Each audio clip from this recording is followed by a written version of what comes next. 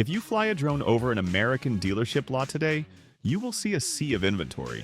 Tens of thousands of brand new pickup trucks and SUVs sitting perfectly still, gathering dust. Just 3 years ago, these exact same asphalt lots were completely empty, and dealers demanded $15,000 markups just to hand you the keys. The automotive industry convinced itself that this golden era of record-breaking profits would last forever. They were entirely wrong. Today, the global car market faces a catastrophic, multi-front collapse.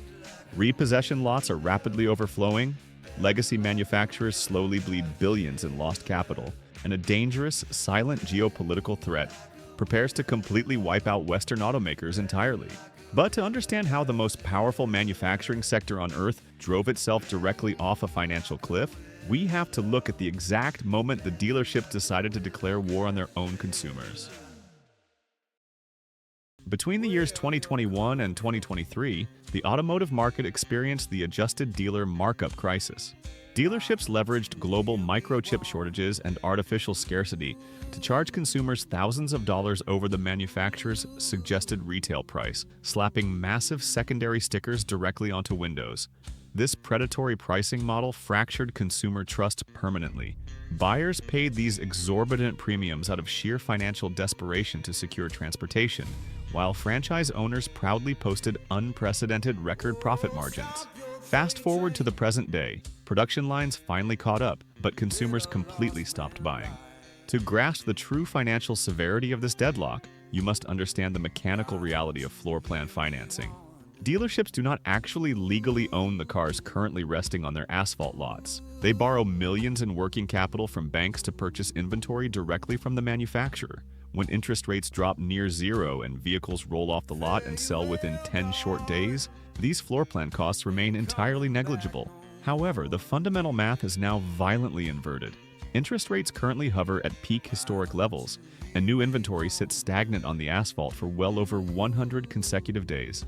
Dealerships currently hemorrhage cash daily, simply paying the high interest rates required to keep unsold vehicles legally parked on their properties. The artificial scarcity rapidly evaporated into thin air, leaving franchise owners physically choking on their own depreciating inventory. They aggressively gambled that consumer desperation would easily outlast the global supply chain recovery, and they lost the bet incredibly heavily. Dealerships are currently bleeding millions in holding costs, desperately trying to sell bloated inventory to an exhausted middle class. But the inventory crisis on the local lot is nothing compared to the catastrophic $100 billion miscalculation happening at the corporate headquarters of Ford, GM, and Volkswagen. Government mandates spanning from California to the European Union placed unprecedented legislative pressure on legacy automakers, forcing them to aggressively pivot their entire manufacturing architecture exclusively toward electric vehicles. In response, automotive executives committed a fatal data error. They looked closely at early Tesla sales figures and incorrectly assumed the entire middle class desperately wanted to purchase a $65,000 electric vehicle. They failed to realize they were only selling cars to a niche demographic of wealthy technology early adopters, creating a distorted mirage of actual market demand. This massive miscalculation triggered a catastrophic financial hemorrhage across the industry.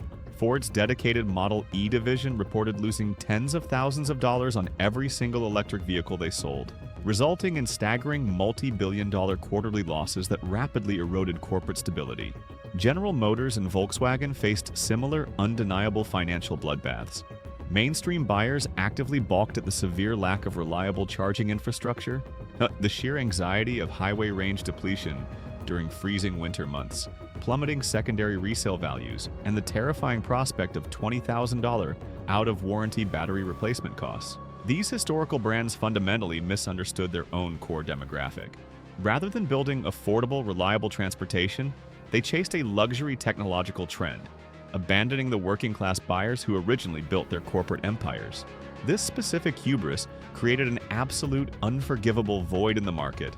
The legacy automakers blindly constructed massive factories and completely retooled their entire supply lines to produce millions of vehicles the public actively refused to buy. The expensive vehicles simply collected dust on dealership lots, forcing desperate executives to suddenly halt assembly lines, indefinitely cancel battery plant construction, and frantically pivot their manufacturing strategies back toward traditional hybrid engines. They foolishly poured unimaginable working capital into an electrified future, completely ignoring the daily financial constraints of the average consumer. The legacy giants burned a decade of R&D budget trying to force a product on a market that wasn't ready. But the refusal to buy new EVs wasn't just about battery anxiety. It was driven by a terrifying macroeconomic reality hiding inside the glove box of almost every American driver, a ticking debt bomb that is currently detonating. To afford the radically inflated $50,000 average price tag of a brand new vehicle today, predatory lenders structurally engineered a massive, inescapable financial trap. They aggressively extended traditional auto loan terms from standard 48-month schedules to highly dangerous 72, 84, and even 96-month contracts. By deliberately stretching out the principal loan balance across 8 full years, banks effectively mask the true underlying cost of the vehicle behind an invisible wall of compounding daily interest. Consequently, 20% of car payments cross the terrifying $1,000 threshold. This predatory lending structure ignited an unprecedented epidemic of negative equity, fundamentally paralyzing the American consumer. To truly grasp this escalating crisis, you must understand the mechanical reality of depreciation versus amortization. A new vehicle undeniably loses roughly 20% of its overall value the exact second the rubber tires physically touch public asphalt. However, because consumers are desperately trapped in extended, high-interest loans, their principal loan balance barely decreases during the first 3 critical years of payments. Today, because overall car values are plummeting rapidly back to pre-pandemic levels, millions of everyday drivers owe $10,000 to $20,000 more than their vehicle is actually worth. They are completely, hopelessly underwater on the depreciating asset. This creates an inescapable financial trap. They cannot afford to trade the vehicle in because dealers strictly demand massive cash down payments just to cover the negative equity gap. Simultaneously, stubborn inflation mercilessly crushes their monthly household budget, meaning they simply can no longer afford to make the exorbitant monthly payment. The inevitable, unavoidable result is a catastrophic auto repo avalanche. Subprime auto loan defaults have violently spiked, hitting catastrophic levels not historically seen since the devastating 2008 global financial crisis. Specialized recovery agents are actively working overnight shifts to aggressively seize vehicles directly from suburban driveways and cramped apartment parking lots. But this creates a severe secondary crisis for the lenders. Banks are successfully seizing the physical vehicles, but these severely depreciated assets are worth a mere fraction of the outstanding loan balance.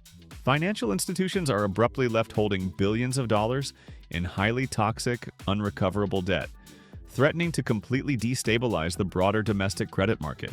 The American consumer is drowning in negative equity, completely paralyzing domestic sales.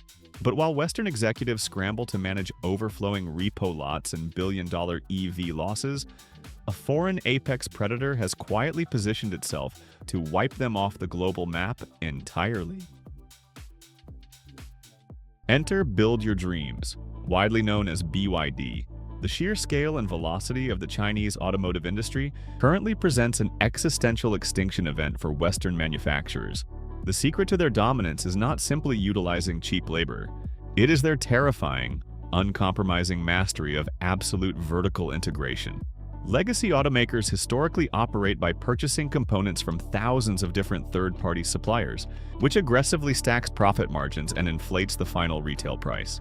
BYD structurally eliminated the expensive middlemen entirely. They literally own the specific lithium mines located worldwide, where the raw battery materials are physically extracted. They own the highly advanced chemical refinement facilities. They manufacture their own proprietary battery cells. They strictly engineer and intelligently build their own vital microchips. They even purchase their own massive, dedicated fleet of roll-on/roll-off cargo ships, specifically to export their vehicles globally without relying on foreign maritime logistics companies, bypassing shipping bottlenecks entirely. This absolute supply chain dominance instantly creates an impossible mathematical problem for Detroit and Germany. Consider the incredibly popular budget BYD Seagull hatchback. It is a highly competent, technologically advanced, and feature-packed electric vehicle that successfully sells for roughly 8,000 United States dollars domestically. This price tag systematically induces sheer, unparalleled existential panic within major Western corporate boardrooms across the globe. Even if the United States government implements strict 100% tariffs, or the European Union levies heavily punitive import taxes, Chinese manufacturers possess such massive internal profit margins that they can effortlessly absorb the financial penalty and still brutally undercut a comparable brand new Ford or a standard Volkswagen by thousands of dollars at the consumer level. The geopolitical threat is so incredibly severe that Volkswagen recently threatened to permanently close multiple factories inside Germany for the first time in its 87-year corporate history, just to finally financially survive the agonizing margin squeeze permanently. Chinese vertical integration has rendered the traditional Western manufacturing model obsolete, forcing legacy brands into a desperate corner. When you combine this geopolitical invasion with predatory dealership models and a domestic debt crisis, it reveals a grim, irreversible reality for the everyday driver. This unprecedented structural squeeze is absolutely relentless. Dealerships are choking on bloated inventory, manufacturers are bleeding billions in unrecoverable research, consumers are defaulting on subprime loans, and China is dominating exports. The automotive industry spent a century perfecting the assembly line, only to forget the most important component of the entire machine, the consumer. By prioritizing short-term dealer markups and forcing a trillion-dollar technological transition onto a middle class that couldn't afford it, legacy automakers built a house of cards. The collapse we are witnessing isn't just an economic correction. It is the end of an era and the final death of the affordable American car. Are you currently trapped in an overpriced auto loan, or are you refusing to buy a new car until the prices crash? Do you think Chinese EVs should be allowed in the Western market to lower prices? Let us know in the comments below.